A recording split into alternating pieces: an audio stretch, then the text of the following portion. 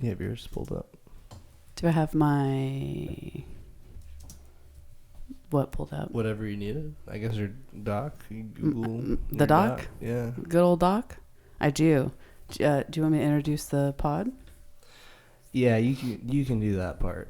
Go ahead and do that part. Yeah, you do that. You know, you've never done it. Would you like to try? Would you like to look at my doc? You can do that part. Maybe next time. Go ahead. All right. You're so good How at sweet it. of you. It's nice. Yeah. I like next time you'll do it. You're really good at introductions, at pleasantries, at formalities. You do that. I love how earlier today you were like, hearing that, and earlier today you're like, are you okay? What's wrong with you? Like in general, like what's wrong? So that's great. I love that. Yeah. This is At Your Expense Podcast. I'm Kat. This is... Trevor. You did great. Yeah. Look at that. Pleasant and all. Anyway, you can find us at anchor.fm/atyourexpensepod. There you will also find a link to our link tree to actions like petitions or events that we talk about on the pod. We will also be posting links to relevant sources about things that we talk about in our audio and video descriptions, so make sure that you check that out. We want to hear from you. Submit questions or start a conversation with us, or just request stuff from us at any of our socials or in the comments or via email.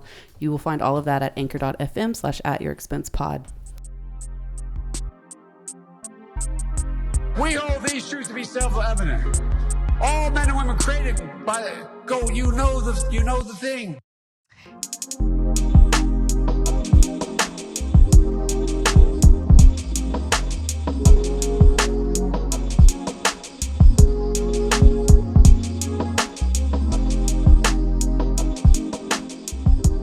We are really excited to introduce someone who we have been on the ground with for over a year now, and whom I learned something new from literally every time we speak. We are here with Miranda, an organizer with Workers' World Party, the Texas death penalty abolition movement, and FIRE, or Fight for Immigrants and Refugees Everywhere. They also co-edit the prison abolition section of the Workers' World newspaper, titled Tear Down the Walls, for which we will include a link in the description for this episode. Most recently, Miranda organized both of Houston's Solidarity with Bessemer's Amazon Union protests, which we are super looking forward to hearing about today. Yeah, thank you for having me. Yes, absolutely. Thank you for coming after work, and it's already late, and we so appreciate you being here. One of the things that we wanted to talk about with you was the union situation with Amazon and Bessemer right now. The amount of solidarity that had been shown to these workers in Alabama internationally, I mean, that is a win in itself, and it's something we can still build off of no matter what the vote. That's momentum for sure. Definitely.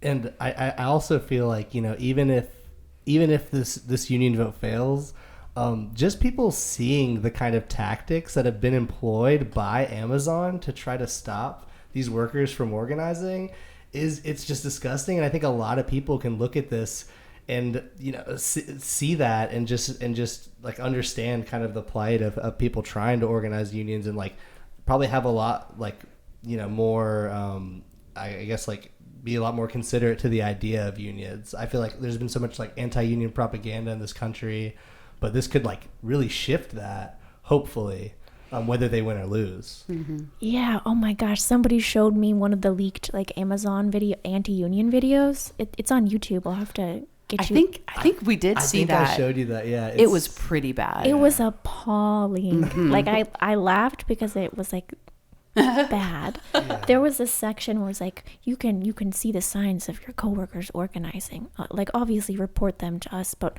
one of the signs they could be talking about living wage. And Can you imagine? Jeff Bezos makes more than $35 million an hour. Oh my God. I don't want to hear that a living wage is too much to ask. Yeah. That's a sign that they're up to no good. Yeah. The hell? Yeah, I think we watched the same video. That was just appalling. And it's so scary because they get away with it. That's insane to me. Yeah, I don't know, exactly what the laws on union busting are, but they seem to be either just super lax or they're getting like right to the verge of breaking them. I mean, when they're doing things like changing stoplights so people don't have time to speak to employees about unionizing from their cars, like that kind of like, how can you be employing those kind of tactics and still think that you can maintain, any kind of a public image as a company when you're doing that. It's so like obvious, and I feel like they've been really aggressive about it, and especially like how they're responding, you know, to like senators and stuff on Twitter. I was just about to bring that up. Yeah. Yeah. I was listening to Ken Klippenstein, I think, the journalist. He was talking on another show, and he was saying that some of the internal documents that he saw, like the comms team for Amazon was even like, what the fuck? Like he has a hunch like it had to be somebody who had like some sort of pull at the company, but it was a bad move because they had to go back and apologize for tweeting that their like workers don't piss in bottles, when in fact not only is that like a regular occurrence like everywhere and not just like in one place, it's not just like an isolated incident. People are also like defecating in bags so that they can like meet their quotas for the day, and there's internal documents that like acknowledge that happened. It's like, oh, we found like bags third of time feces. third time we found a bag of feces, like maybe like don't do that, but also like we're not going to change the working conditions under which you're feeling like this is necessary. No, their approach is obviously just to scold employees that have to resort to that to relieve themselves, instead of like, you know, providing them any way to be able to do that. And scold people who want to fight to change that thing, right? Like that policy, the reason that needs to be that way. Like, they're the evildoers. You need to report them to your supervisor immediately because they don't want you to poop in a bag. What is this? This is crazy to me. And like just the fact that like when they responded like to Bernie saying like, well, we actually are the most progressive employer. We pay $15 an hour, and like we have all these benefits or whatever, which, you know, they cut a lot of benefits once they started paying $15 an hour. But they only pay $15 an hour in the first place is because people like Bernie and other like people have put pressure on them to do so. Power concedes nothing without a demand. Yeah. And that's a good example of like what organizing won. I remember I was talking to a Whole Foods worker, and they were like, yeah, you know, they had worked for the company before Amazon bought them.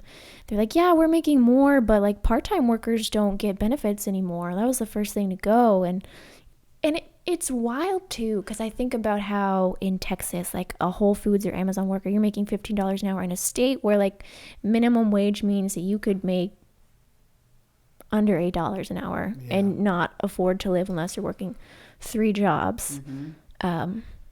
In a pandemic. That's insane. With unemployment, what it is. Without any kind of hazard pay. No. Dude, I was denied unemployment benefits 3 times. Why? What? For what? How? They're just like, you didn't make enough money. And I was you like, didn't make enough to qualify for financial assistance? It was rough. That's insane. What? So it's wild to me that they're like, we want you to pay taxes now. I'm like, well, y'all were like really cool leaving me for dead, so yeah, I don't know about all that. That's crazy. You don't make enough for assistance, but you make so much that we do need to tax you. Meanwhile, you can't probably pay for things that a person with a living wage could pay for. So this is kind of like a lose-lose-lose. Even the idea that like everyone who lost their jobs or who was, you know, struggling during the pandemic could receive those unemployment benefits was, I mean, that was a false from the beginning. Like, since they were saying folks that. Get nothing. Exactly. Yeah. They've got nothing. They've had no stimulus. Mm-hmm. That's nothing. Crazy. A lot of people are left out of like government assistance, right? And 2 people, the racist, like, and I have to say it, like rhetoric that's like come from like Nixon and Reagan when it comes to like welfare and like welfare queens and calling them handouts, right? It's not handouts, it's handbacks. Yeah. Who made the wealth? We did. That's right. You've taken it from us and you're like barely giving us crumbs. Yeah. In return. And using these like, you know, really specific, exaggerated, a lot of the times just completely made up examples of people taking advantage of a public system that is, you know, providing some like super minor social safety net that's really not enough for most people, you know, to help most people anyways.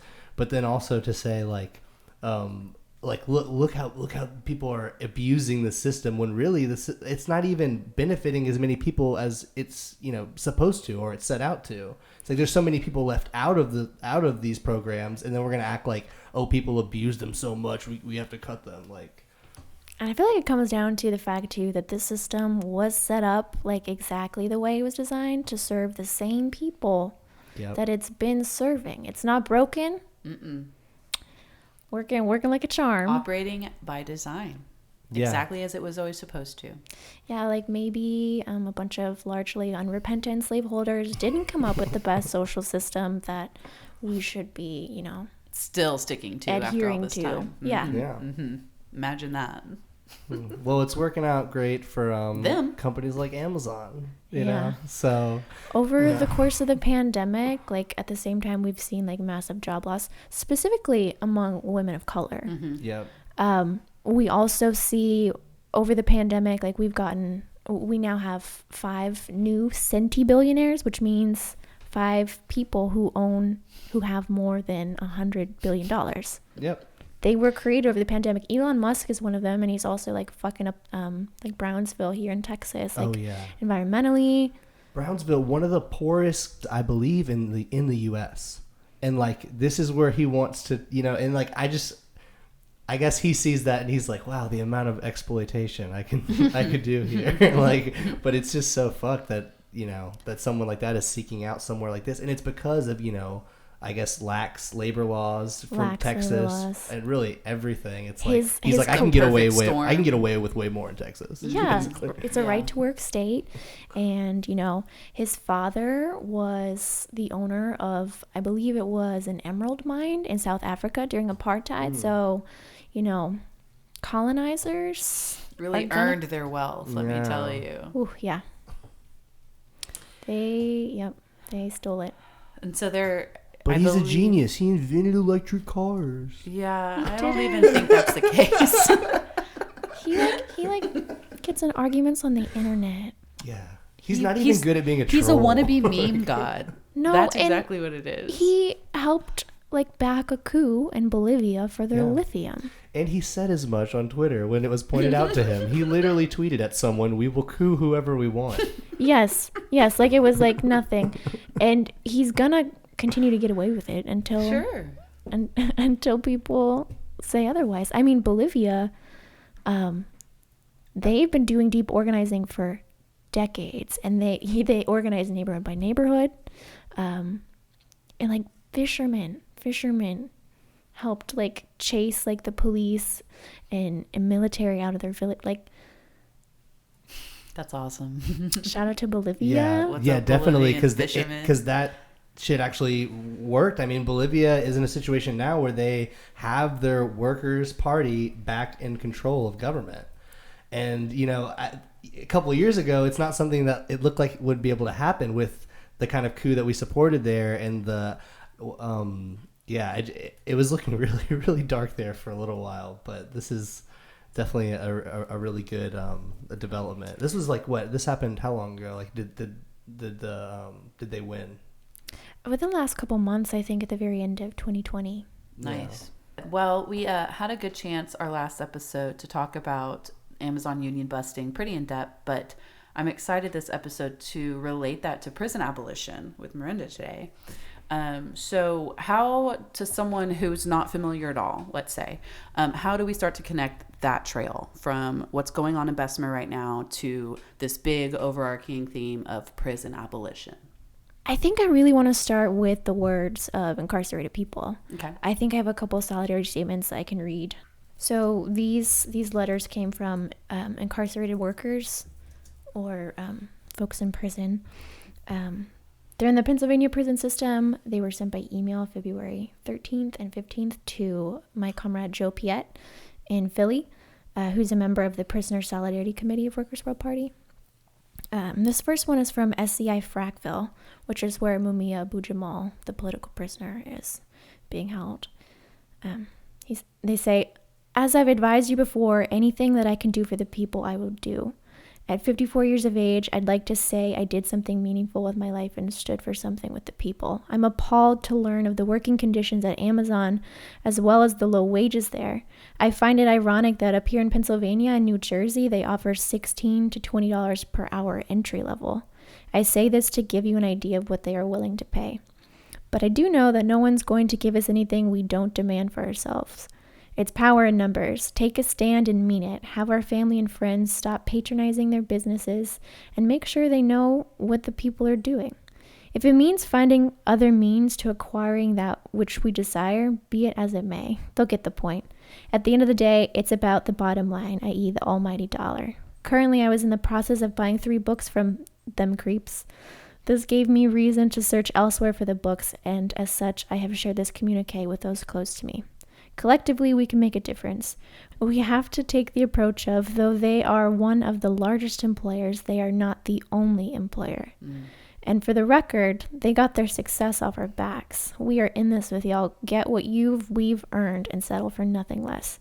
Sincerely, your brother and Struckle, S. Naeem Harper. And then this next one is from SCI Pine Grove, which is also in Pennsylvania. Amazon is not a new fight for the people of the South for equality and equity in the workplace.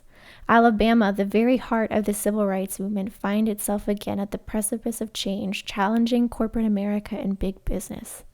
Capitalism, at its core, is designed for greed and mistreatment of its workforce, only concerned with driving its profits up at all costs. That cost is usually at the expense of its workforce, like now at the Bessemer Amazon warehouse. They are being forced to work for low wages and in poor and often unsafe working conditions to help Amazon's bottom line. Unions have long been a check on capitalism's predatory nature. Bessemer Amazon workers' fight for unionization is a fight rooted in the history of the South's mistreatment of its workforce, like prison chain gangs, its prisoners in work camps that are required to grow their own crops just to eat, sharecropping, and so many other atrocities. The South is steeped in its inequality. I support the Bessemer Amazon workers' fight for unionization, for safe working conditions, and better wages. Amazon will not fix this on their own. They will not work itself out. This will not work itself out through natural attrition. The workers of Bessemer Amazon need unity through unionization. That's from Wesley Massey. I like that a lot. That was great. That's really cool. That was awesome.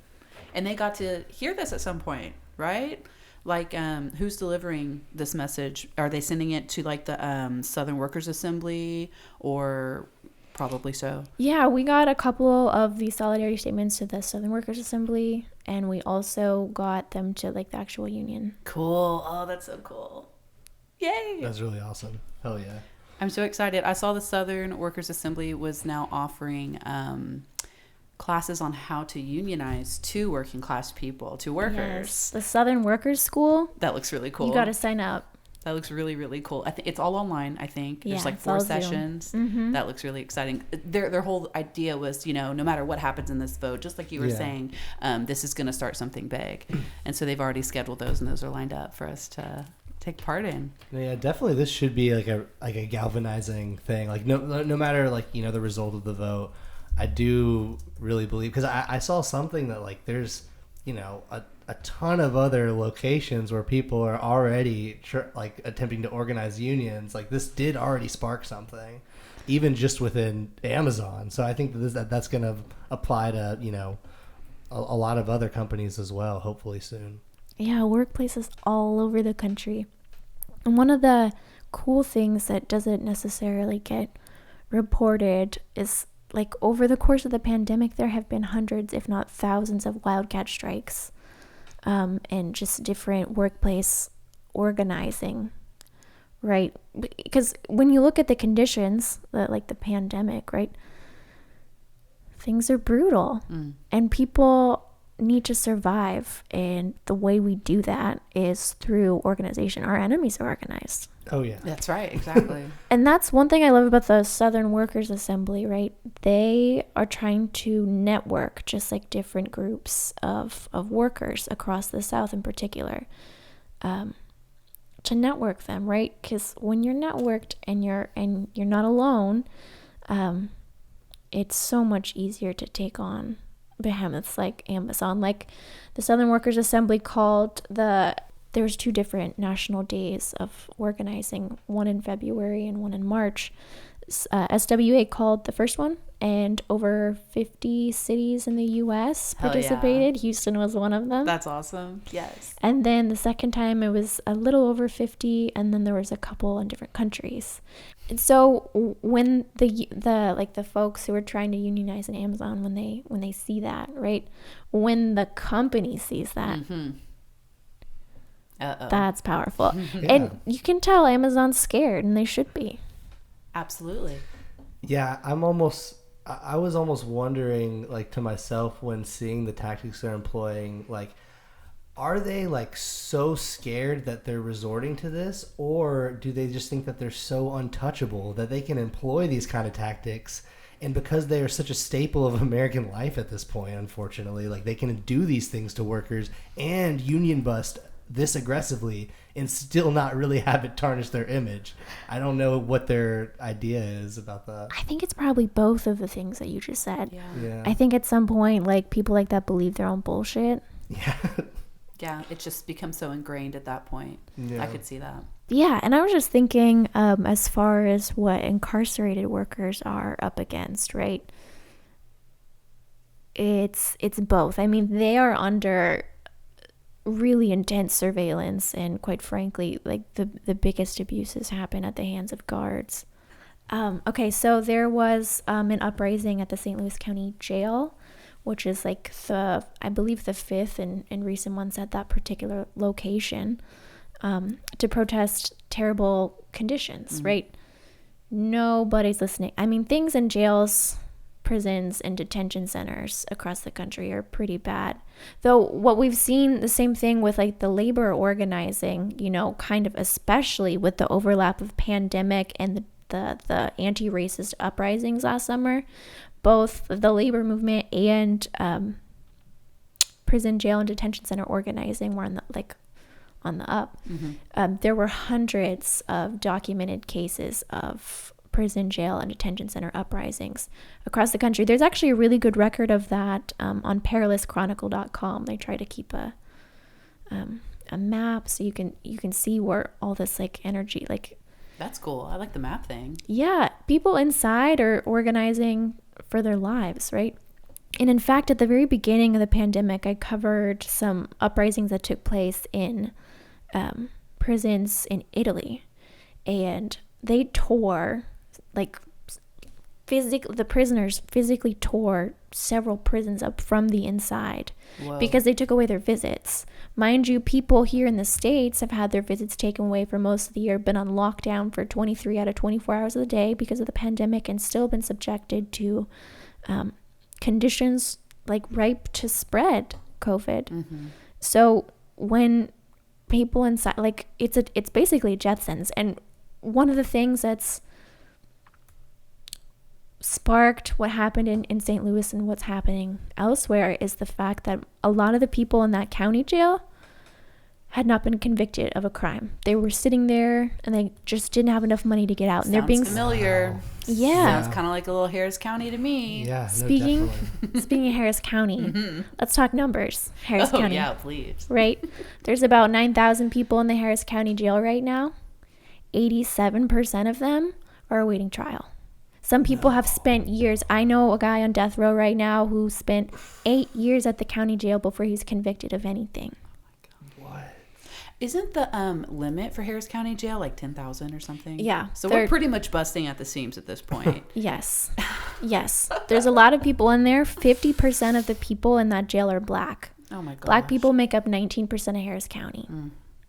Disproportionately, it's black and brown people locked up. During COVID. Most of them don't have convictions. They're being held illegally. And the Harris County Jail is one of the country's, like, largest mental health care facilities. It's one of the largest, like, jails, but also because we don't have, like, funding to take care of people, right? We give that money to police. It happens to also then be a mental health care facility, and I'm air quoting for anyone who cannot see, because, like you're saying, we don't have proper resources for these situations. Right, and so people end up being antagonized by militarized police, and they get tossed in jail. And because they can't pay to get out, they'll sit there and possibly die of COVID. And I want to bring up this point. I saw this on a sign at a car caravan around the 419 Emancipation Detention Center for migrant girls, I believe, teen girls. Anne Frank didn't die in a gas chamber. She died of typhus in a prison. Like, detainees cannot socially distance. Yeah. So people who have not been convicted of anything are staring down death sentences. And they're like, oh, inmates rioted. Fuck yeah, I would riot too if I was stuck inside. And anyone else would. And if they say they wouldn't, they're kidding themselves. It's inhumane. Awaiting trial. Like, that's just crazy. You may not have even done anything. Like, not that you deserve to be there anyway, but like, imagine how scared you are every day. They were literally chanting in St. Louis, we want court dates. We want court dates. Right, and that's like the bare minimum. They're simply asking to be heard, to have a trial. If they get ignored any longer, that's not going to be the bare minimum demand. Exactly. Oh, no, yeah. That's right. And, I mean, Mumia is... facing a death sentence by medical neglect at this point. I mean, the movement beat back his death warrant back in 1995. Like, thousands of people rallied for Mumia. They tried to kill him. They still want to kill him because the police have a vendetta against this guy. He was a renowned journalist before any of this shit went down. He was arrested and accused of killing a cop, and he did nothing of the sort. So he was a journalist, and he was probably writing about truths. Yeah, okay. And the police. And specifically police violence, particularly with the MOVE organization, which was like a group of Black people who were very political and very environmentally conscious, like wonderful people. The Philadelphia Fraternal Order of Police bombed the MOVE organization. They dropped bombs on civilians. They stomped babies out. Like, oh my God. Like, we had some of the MOVE members come on like webinars, and they like describe like what happened to like their family. It's bad. Like, the Philadelphia Fraternal Order of Police, they're powerful and terrible. Mumia told the truth about what happened. One of the few reporters that did. And you ask like the living members of the MOVE 9 who have all been freed. They'll tell you Mumia wrote the truth. And that's why he was a threat. He knew the nature of the state. He knew the nature of police. He became a Black Panther at the age of 14. Very politically conscious, and that's kind of what made him a target. Yeah. So for Mumia, I believe, is it a skin condition that's not being treated, or? It's multiple things. So back in 2012, he had hepatitis C, and they weren't treating him. And some lawyers ended up fighting on his behalf, and I believe like 40,000 prisoners finally got access to like a life-saving medication that the prison system was denying them. So he has like pre-existing conditions. He has hep C, and also his medical advisor, Henry Alvarez, he said something that really stuck with me. He says like, prison physically, mentally ages your body. So like his body is like 20 years older, and he's been imprisoned for 39 years at this point. Right now, I know the movement is trying to just say like, release our elders. That's like one of the calls. Yeah, like he's so old at this point that like he's old. Like if he's had COVID. Yeah. He tested positive for COVID, and he was doing they removed like 10 pounds of fluid from his lungs. Oh my God. Because not only does he have hep C, he has severe dermatitis. His skin is cracking. Like the pictures are horrifying. And Mumia, mind you, like doesn't say anything about his body. Like, but if like Pam Africa and Joanna Fernandez, when they hear about it from him, like, you know, it's bad. Not only does he have dermatitis, he also has congestive heart failure, which if you were out of prison, you have like, they say you can maybe live up to 5 years if you have getting proper medical care. So they've tried to kill him. Like literally, he was on death row. He was in solitary for a good portion of his 39 years, over a decade. I can't remember the exact number. In solitary. In solitary. Is that straight or over time? Like different bouts of solitary. Straight. Oh my God. So death row in Texas is on solitary. They've been on solitary since 2000. So they I mean, it's really bad for mental health. The United Nations says anything over 14 days is considered torture. Yeah, absolutely. How are we able to do that?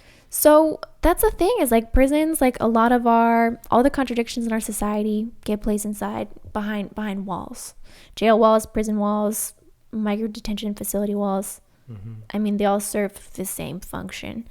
And when you look at it, for me, like it kind of comes down to like the advent of the police, right? The police came about because people who they're like, oh, I want to protect what I have. Yeah. Armed bodies of men are going to help me keep and accumulate my wealth. And what do police historically get used for? To compel people to work the wage. I mean, mm-hmm. in medieval Europe, the word police first appears when they used to talk about like polis, like the body politic. They would talk about how to compel people to work the wage in terms of like police. And that's kind of what prisons, jails, and detention centers do, right? They compel people to work the wage. Well, you're going to accept these terrible working conditions because the alternative is you're out on the street and you get picked up and you get put in one of these horrible places. I mean, it could have, it's the tool that the state uses against us, and it's effective because it isolates. That's like every tactic of capitalism, like colonial conquest, is like divide and conquer. And when you isolate people, when you separate them, and when you take their problems away, although like when somebody's in prison, it doesn't just affect the one person, it affects their network. Yeah, they were kidnapped from a community, from a family. They were like, absolutely, yeah. forcibly removed from the situation that affected this web of people, right? Right. You take away people's ability to deal with everyday problems and conflicts because they're like, oh, I'll just call the police. It's fine. And then wild. Yeah, no, you're absolutely right. I mean, like, police being there to basically protect the interests of, a class of people, like who are basically to protect capital and private property and to maintain some kind of like quote unquote order, with the society that is becoming increasingly like, more desperate. And like that, they're always like, police are used as like the barrier to people getting anything, or getting any kind of concessions out of the system, right? So whether it's like the labor movement, or or migrants, or like all these things you're mentioning, it's like what stands in the way between actual change in those areas and people organizing to like make that kind of change? It's police. Always, they're going to be there to beat back any kind of uprising or resistance to these structures. Precisely. In some of the organizing that got us like the 40-hour work week. Yeah. In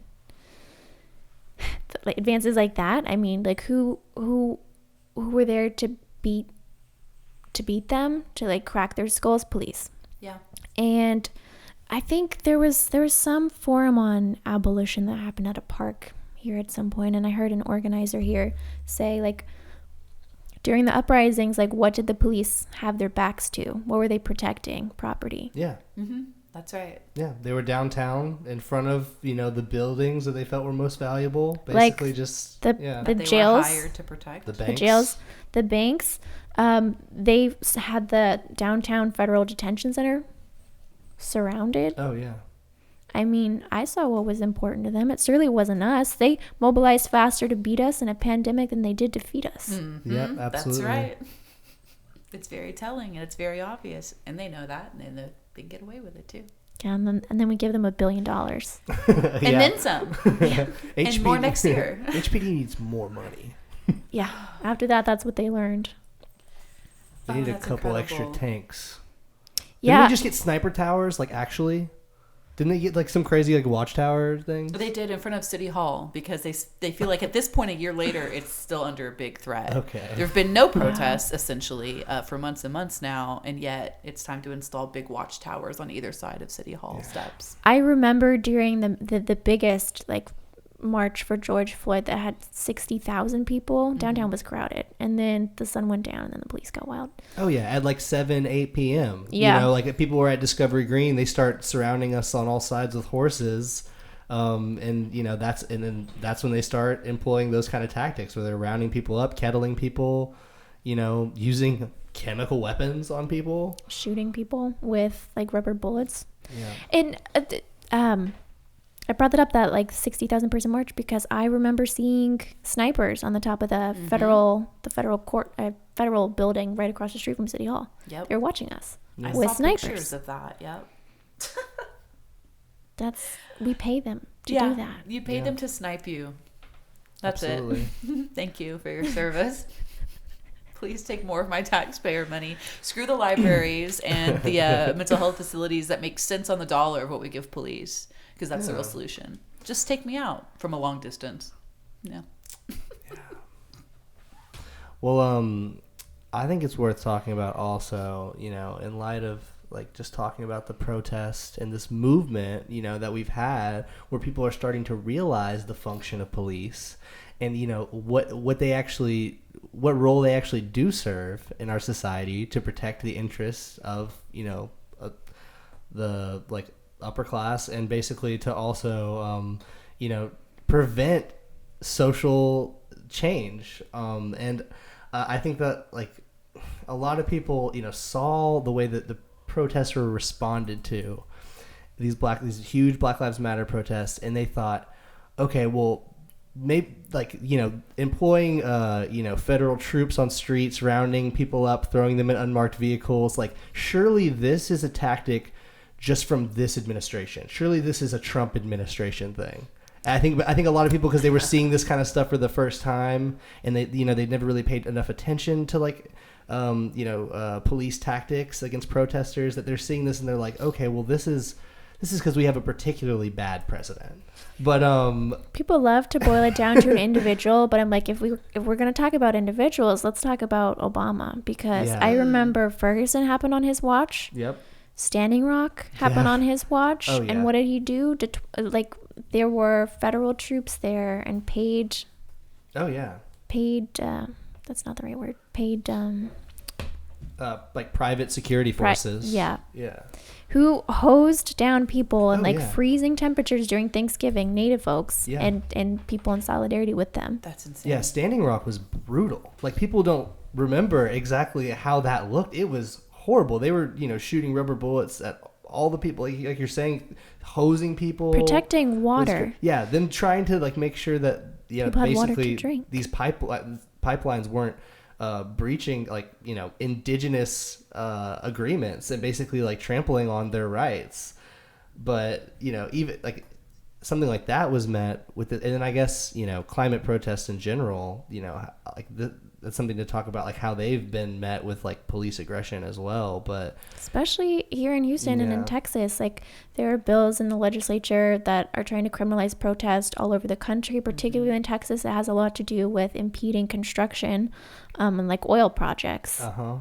Because they see it coming. They see it coming. I mean, it's really gross, but if you're like downtown Houston, like you can watch like this like black clouds settle in the city every day, right? People are breathing that in. There are like really good maps that Harris County put out, the health department that put out, like which parts of the city are like are in the highest percentiles for like getting cancer, at risk for like, especially people near like the Fifth Ward.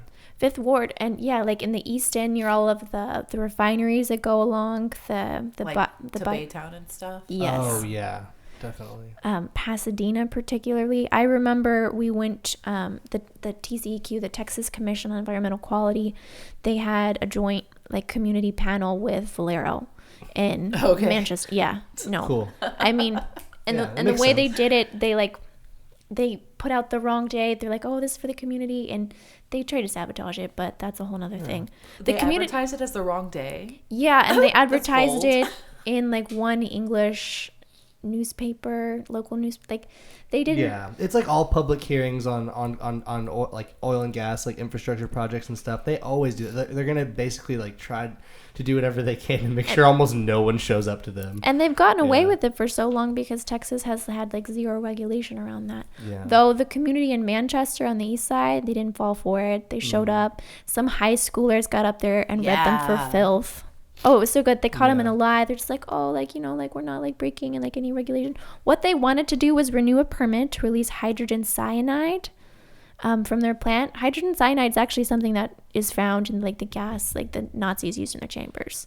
Like straight up, like they are poisoning communities. And this one man, the panel was like set up and there was like public comment. You can ask questions, and then there's like something like it had like a very specific set of rules, and the guy like didn't really know the rules, and he like came up at the beginning and he was like, listen, my family's dying, you've killed off this relative, this relative, this relative, this relative, like what are you gonna do? And it was a really intense moment because like all the scientists from the TCQ and all the Valero people were just like sitting there, and because it wasn't like the right part of the meeting, they just like didn't treat him with like respect or anything because like wasn't within the bounds of whatever the fuck that like they the were agenda or whatever at the time. That is disgusting. Yeah, but like people are dying, and it's mostly like black and brown. Like I think Ruth Wilson Gilmore has a really great definition of racism, and I can't remember the whole thing exactly, but like the gist of it is that racism has a lot to do with your proximity to like vulnerability. Yeah. And you definitely see that here in Houston. Like, well, they put people there, right? Environmental, yeah. I mean, environmental racism is on full display here, like crazy. Like, we know what communities are going to be most vulnerable to, you know, any kind of, you know, industrial project or waste, you know, or toxic waste from industry. It's black and brown communities, like you're saying. It's communities that have less input, less, you know, political power to like actually like basically that are less, you know, recognized. So yeah, and they can take advantage of those communities because they have less voice, because they've designed them to have less voice, right? Precisely. Absolutely. Yeah. And like you're saying, it's like your proximity to vulnerability. It's like not obviously not just climate, but like working conditions, right? Yes. Because like what like like more than half, like a large percentage of the employees that are organized in this union in Bessemer are black. Oh yeah, largely black women. Yeah, I think it was 80%. I think were women, and mostly women of color. Yeah, which is super impressive, and telling, and really cool that this is happening there, of all places. Yeah. I do want to go back to what I was kind of getting at though, in terms of like how it, you know, administrations have handled protest, and it kind of being this thing to where like during the Black Lives Matter protests, people really had this idea that this was like a Trump response to the protest, when it was really like, no, this is actually always the response to protest. The U.S. Yeah. And it's like anybody having any kind of feelings of, oh, this might be a little better under Biden and Kamala, which is, you know, we can get into why that's definitely not true, and they're exactly the wrong people to look to for any kind of change in policing or in our carceral system. But it's like, you know, people kind of thinking that they're going to get any kind of concessions when it comes to police, you know, out of this administration. It just seems absurd in so many ways because of the history of, you know, of Biden and Kamala Harris. Yeah, I remember some right winger was just like, oh, well, like Joe Biden wants to defund the police. I'm like, first of all, don't threaten me with a good time. Second of all, he does not want to do that. He wants to give more money to police because he is a servant of capital. Yeah, exactly. Right. I think he's increasing the militarization, like how much like military weapons are given to police actually this year. So also when we talk about defund the police, defund the fucking military. Hey, because where do they get their gear? Military surplus and like contractors. Old toys. Oh yeah. I remember when HPD, I think this was like 2018 2019, they got a new tank, right? What they do with their old tank, they gave it to, what was it, not Liberty Goodwill? City. I fucking that was good. League City. League City. League City Police Department? They gave their tank to League City Police Department because they got a new one. Okay. What are either of these departments using tanks for? Ever? So, That's nice. HPD Spread the tanks around. Tanks for everyone. HPD historically has used their tank to empty public housing before off Allen Parkway. With the tank? Yeah, they're like How terrifying. Yeah, I mean, so people are fleeing their homes even if they maybe would have stayed to fight because there's a fucking tank outside your window? I mean, they had like eviction notice or whatever, but when they were, we all? Okay. Yeah. I mean, it doesn't. Yeah. Yeah, that was terrible. Shouldn't happen again. It should not. I did not know that. Yeah, I've been asking for a while now what those tanks are used for, and I am horrified with the answer. I've seen them in the corporate like pride parades, which is stupid because pride is like a rebellion against like state violence. Yeah. And interpersonal violence, because like the same tactics that the state uses against oppressed people is like LGBTQ folks. I mean, interpersonally, people match that shit and kill people, like particularly like Black trans women. Yeah. Similar tactics, y'all. Yeah. Which is why, like in our movements, like it's really important to fight like misogyny, and it's really important to fight homophobia and racism, sexism, like all of it, because it like mirrors itself, right? that's the tactic that our enemy uses. Yeah. That's how they divide us, because we're all like, there's more people closer to poverty than they are ever to being like a millionaire, a billionaire. Mm-hmm. That's the working class, right? People might not think they're in the working class. People might not think of like incarcerated workers as part of the working class. They are. People might not think of sex workers as part of the working. They are. The working class is expansive. Gig workers, people who are not unionized, we're all part of the working class. Undocumented workers. Exactly. There's more of us than there are of them, but they use all these things to divide us. And so we have to fight those tactics and those divisions, and we have to like be in solidarity with our siblings and make sure that we're not reproducing the same violence. Otherwise, we're going to break up our movements, you know? Yeah. And I want to win. I want to win. Yeah. I'm sick and tired of being sick and tired. Let's do so much winning we get sick of winning. Okay. Love to see it. Okay. I would love to see it. Great. Love to see it. But yeah, talking about our carceral system and kind of how that's employed, basically to keep people, like you're saying, desperate enough to work jobs that exploit them, because the other option is being intimidated or starving to death. Being aggressed upon by police or or starving to death. Speaking of starving, right? Like people like, oh, like we love this country because of freedom. Like what the fuck is freedom What to are they starve? talking about? I don't think that's freedom to like have the possibility to fucking starve because like of my proximity to someone who like may or may not pay me for my services. Yeah. And and a police officer is essentially just what's standing in between a starving person and a loaf of bread in a store. We recently saw like police like guarding dumpsters, like when grocery stores like throw out food. Yep. One of my comrades who passed recently, she was 88. She's a longtime abolitionist. Cool. Joanne Gavin. Oh God, I learned so much from her.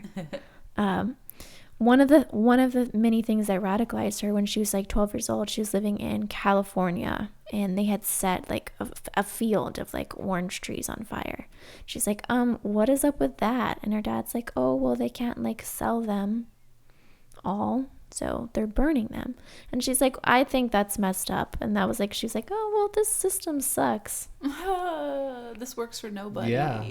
I mean, but that's what we do. Like even in the middle of a pandemic, like if there's a surplus of food, like the capitalists would rather burn it than feed us, even though there's plenty of food for everybody to have enough, plenty of resources for everybody to have enough. But don't you know the market has to decide who gets food? Oh, wow. The free market? The very, very Freedom. free. The free. So free. Don't you feel free? Free for who? Yeah, what? Not me. Not you. No. Not you. No. Yeah, I think we saw that during the winter storm. Just dumpsters full of food from grocery stores that had lost power.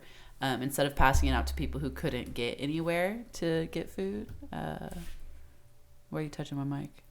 Be closer. No, I'm too loud. Eat I've the learned my mic. lesson. No, not for me. That does not apply to my loud ass, I promise you. But yeah, we saw that here in Houston. Oh my God, the freeze. Yeah, the freeze. Talk about leaving Yeah. us for dead. Yeah. Talk about putting like the interest of private companies at the forefront of a crisis when people are suffering. And then the governor has the audacity to say, you know what? I think Texans are willing to sit with no electricity, in order to skirt federal regulations. I just think Yeah. That's it reminds the Texas me. way. Yeah. It reminds me of when our Lieutenant Governor Dan Patrick, back in the beginning of the pandemic, 2020, I think it was like March or May or something. He was like, "Yeah, I think we should open our economy back up and sacrifice like people's grandparents. Like it's fine." Oh yeah. It's just grandparents. I mean, like people would I think he literally he said said like no. they're willing to people, die. Yeah, are willing to sacrifice. Like people, people have lived long lives. If you're 67 years old, you should be willing to take the risk of dying. So So I can go to the bar? What the hell? Yeah, for the stock market, For the stock, yeah, which brings me to this, right? Our economy, what we like have previously referred to as like the free market. That's what the capitalists call it. Yeah. Our economy is organized around profits for a few. There are other ways to do it. If you organize your economy around human needs, it looks different. Yeah. Look at Cuba, Vietnam, China. I mean, they were able to mobilize quickly, and they've had way, way, way, way, way fewer deaths, like per their population, than the U.S. I think, like Vietnam and Cuba, like combined, have had under like a few thousand. We've had over 500,000, and I haven't checked the numbers recently because it's hard. Sad. Yeah. It's hard at some point to quantify like all those lives we've lost. For no good reason.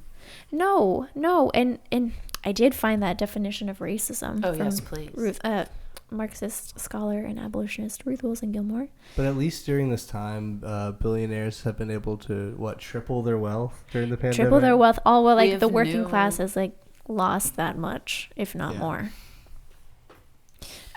Ruth Wilson Gilmore, her definition of racism is the state-sanctioned or extra-legal production and exploitation of group-differentiated vulnerability to premature death. Yeah, that's So I'm that is a good take definition. advantage of the already vulnerable over and over and over again until they are squeezed to nothing, basically. Right. I mean, there's going to be a point when there's nothing to squeeze. Mm-hmm.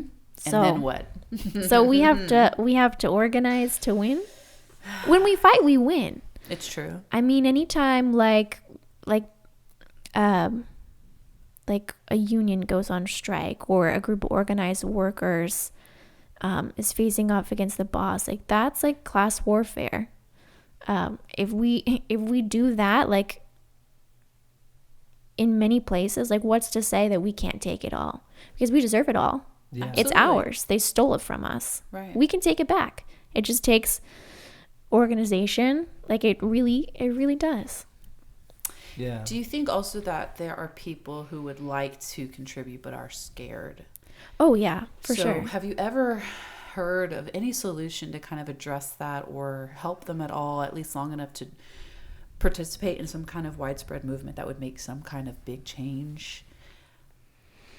That's a really good question. I have to think. That's like the question, right? Right. I mean, yeah, I think the best, I mean, I don't have all the answers, Yeah. but like, it's possible to organize where you are, Okay. right? Whether it's like, you're facing eviction, organize with other tenants around you. If like that's possible because a lot of people are unemployed, right? I mean, and everybody has to like pay to live places under the system. Organize where you are. If you work in a job, are you talking to your coworkers? I mean, just asking people like how they're doing. Like what are you, a lot of it has to do with listening, I think.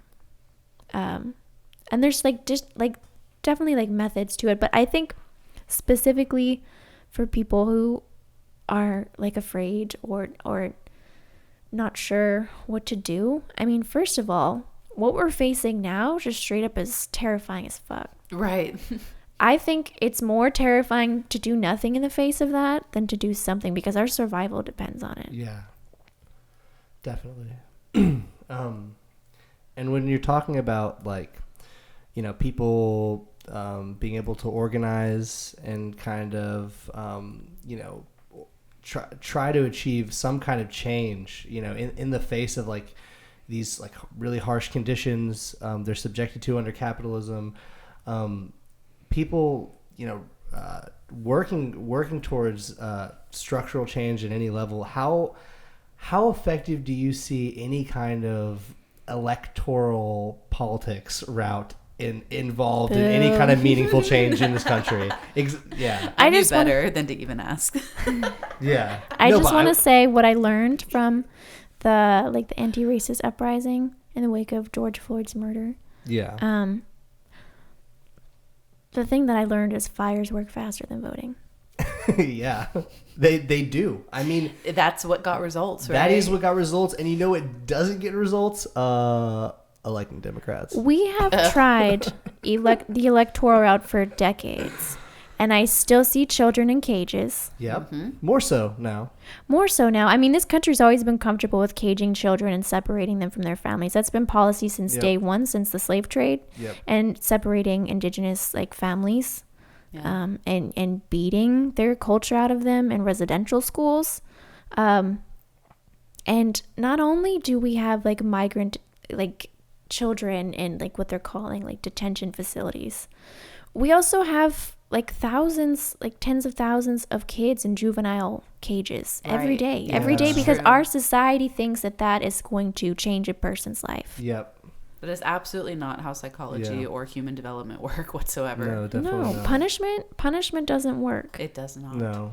And like all these problems that it's like they say that prisons like address, like, oh, prisons keep us safe from rapists, from murderers. Listen, prisons make rapists. They make murderers. Mm-hmm. Not only that, they're perpetrators of gendered violence. I mean, cavity searches, like there's what happens in those facilities is depraved, and it happens every day, and it becomes so normal, and it's like it's so inhumane, and it has a lot to do with like who we consider human and who we consider like a citizen in our quote unquote democracy. Also, talking about democracy, like looking at the foundations of democracy, the fucking Greeks, I mean, the rise of like the language of rights and shit, they were denying rights to other people systematically. They had slaves, and only like white men could be part of their democracy. Like its very foundations are corrupt, and like Enlightenment thinkers would talk about that and they'd be embarrassed, but like historically the invention of these things has come with the systematic denial of those very things to other people. Right. Yeah. Definitely. I guess I bring up the topic of like, you know, electoral politics or any kind of like change being implemented in that way, because it's like, you know, some people definitely still cling to that, even people like on the left who share like a lot of the same ideas, like they even after what happened to Bernie, people are still like, yeah, voting's gonna save us. Or they believe that like these progressive quote unquote like democratic socialists in Congress, which have not proven to be a socialist in any situation of the word. You cannot be a socialist and be an imperialist. You know, I don't know. There's a lot of people who like claim that like having these kind of people in there like means something, even symbolically. And I just think that like working with inside the Democratic Party, it kind of means nothing no matter who's in there, because they're still within the structure of a party that does not share the same interests as working people. Who pays the Democratic Party? Yeah. And that's it. Yeah. That's all you have to ask a person who's asking you that question is who pays them? Who pays them? They are servants of capital. I think a good example, like on an individual level, like we can talk about AOC, right? Yeah. when Trump was in office, she took a visit to a migrant detention facility. You know, she had the waterworks, right? Yeah. She's wearing all white. Oh, yeah, the whole bit. Oh, wow. What is she, an angel? She's bawling. Oh, my goodness. Did a photo op of her holding the, like, crying. Yeah. Yeah. And now under Biden, she's like, oh, well, they're not, like, ripping them away from their parents. And, they are. Oh, yeah. Of course they are. Nothing has changed. Nothing has changed. And Biden has... It was a couple weeks ago when I read this, and I know it's more by now, but he had deported, like, 26,000 people, like, at the, like... Within the first 100 days, when the whole argument was no deportations in at least 100 days, right? Yeah. And not only that, but last episode we talked about how, or not last one, 2 episodes ago, we talked about how a lot of those people were U.S. veterans that were being deported. So, like, classic, right? People, first of all, abolish the U.S. military, but also, like, veterans get used as, like, fodder all the time. Like, like the right wing, even Democrats, like, oh, like, protect our vets, respect our vets, but veterans end up in fucking jail because they don't get health care. Exactly. Yep, exactly. that's it. And No because they were services. given PTSD because they were taught to go overseas and kill people and maim children. Yeah, they're gonna be fucked up, and then all in the name of freedom. Freedom for who? Exactly. Freedom from, like, what? And it's really freedom to subject the rest of the world to global capitalism. Yeah. Freedom to own capital. At any means necessary. Yeah, I mean, they slaughtered millions of communists in Indonesia in 65, who Obama's mother, who worked for the CIA, just happened to be there when the coup was happening. So She had a vacation at the same time scheduled, or Interesting. Yeah.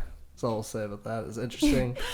Mama Obama, CIA. But going back to, you were going to kind of get into, like, you were saying AOC, like, yeah, she basically has this, what was an interview she gave recently where she's kind of downplaying, I guess, the horrific nature of detention centers, of what she called before concentration, what she rightly called concentration They're still camps, concentration camps. and they are still that. And that she now uses this different language about it. And I think she had the audacity to call a critique of the administration's policies now privileged. That it was coming, that it was a privileged critique to be able to make of this administration, to say that, like, oh, he's not doing enough because, oh, they're, you know, I don't know, that kind of stuff just really fucking makes my skin crawl. And it's just like, I can't believe that, like, you know, it's someone that I had hope in too, like actually being there at the beginning, you know. I mean, she stood up to, like, people for things before, like, in, like,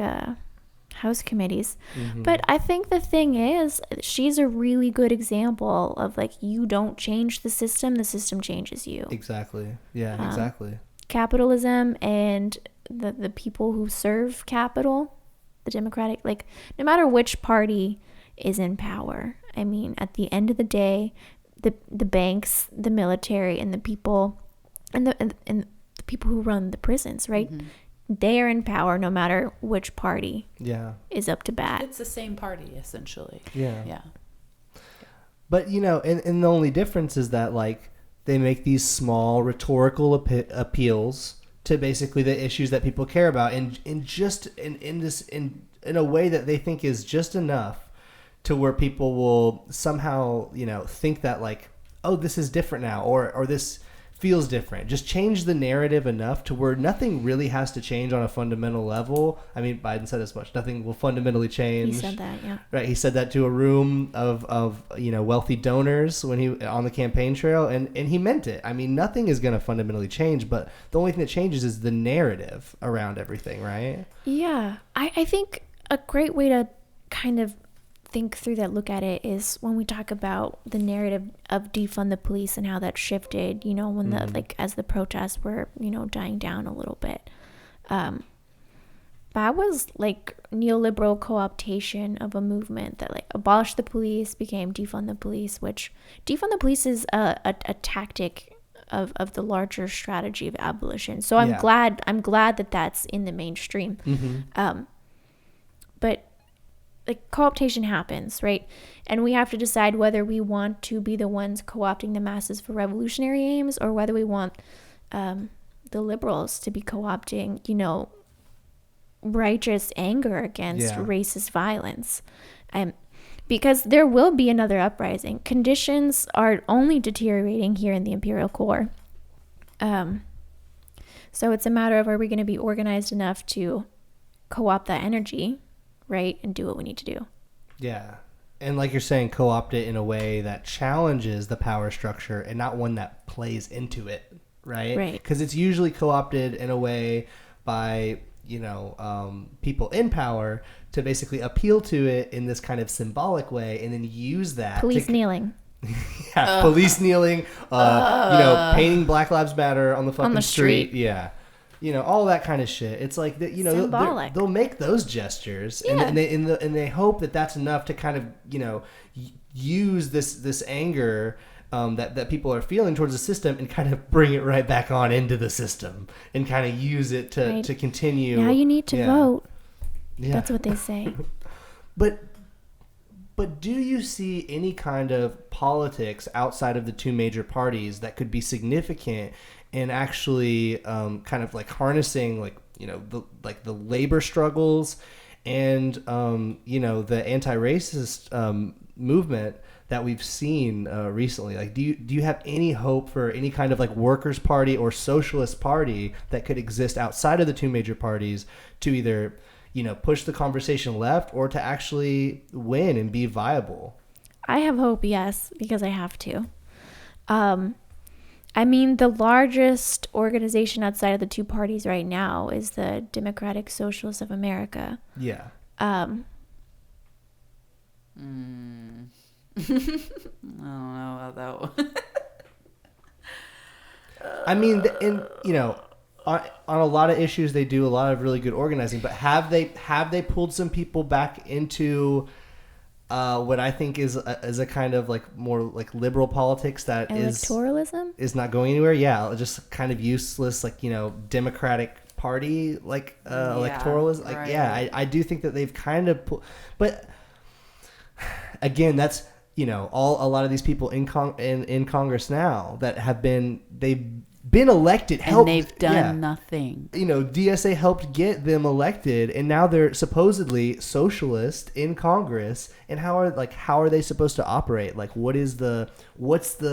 They're supposed to band together and hold their ground, and they don't. Oh yeah, well they don't do that. There's been opportunities for them, as little as their number is, to make a difference, and they just refuse to do that. So I'm sorry, but DSA strategy, putting them in office, has not worked so far. We've seen it several times recently. And is that their strategy, or are they abandoning the DSA strategy once they get into office? Because it's like they obviously aren't taking the little bit of leverage they have. They aren't using fair. it. Like I guess I need to be more fair. You're right to DSA, because maybe they had a good idea, and the people once in office maybe are not like abiding by the plan. That's possible. What I will say is that DSA is not a monolith. From my experience, the different chapters, they organize differently, and they have done some good work. Yeah, definitely.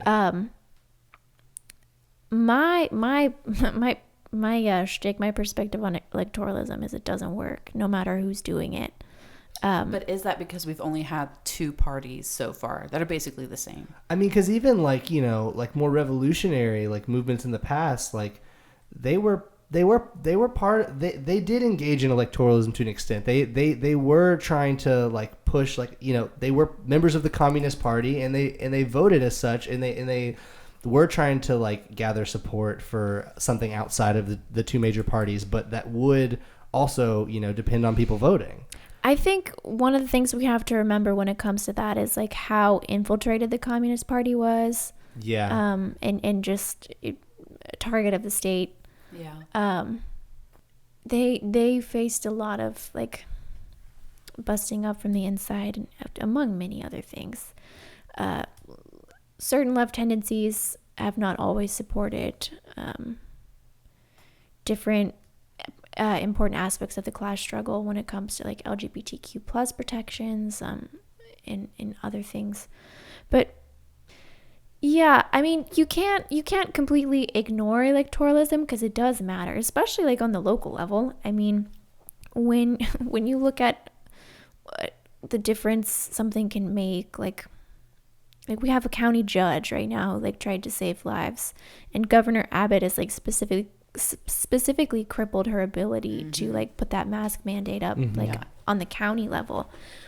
What she does matters. Do I think that that's going to get us liberation? No. Yeah. No.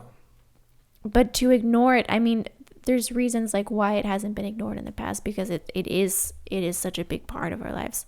It's tricky. I mean, people talk about like building dual power. I think it can be done, but it has to be like methodical. It has to be organized, and we have tactics to do so. But also, it was law that unions had to they purged the communists from unions. And I saw somebody make this joke over the summer. Because the different, like the labor movements, there was talk about kicking cops out of unions, right? They're like, cops are not the friend of workers. Why the fuck are they in unions? Right, Why the fuck are they in our They're unions? not working. Right?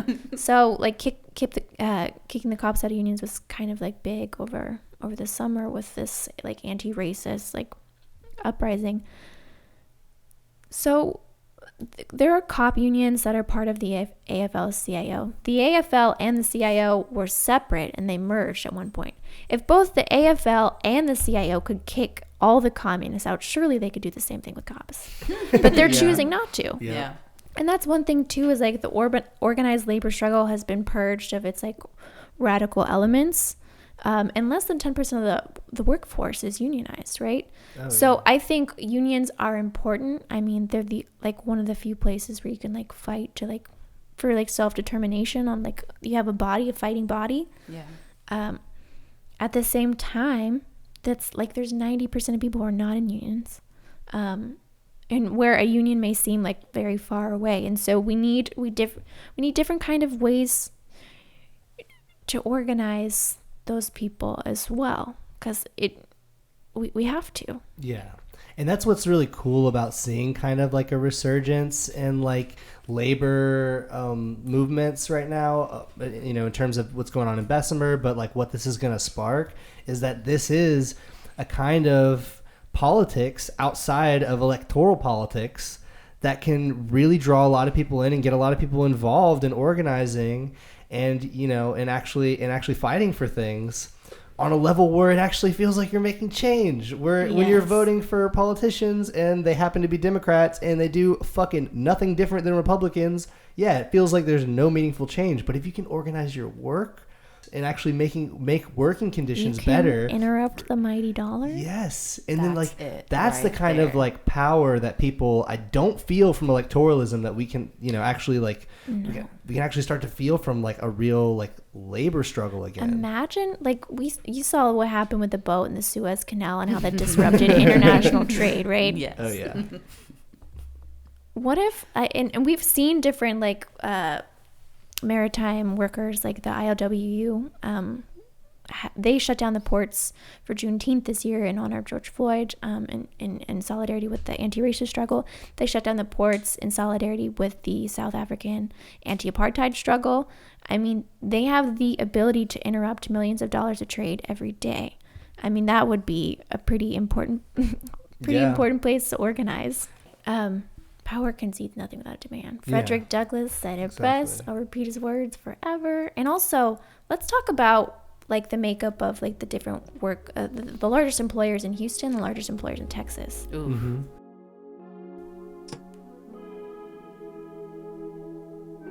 So we were having such a great time having this discussion with Miranda that we did not want to cut it short. And we're going to split this into 2 parts. So be on the lookout for the next upload, which will be part 2 of our discussion with Miranda.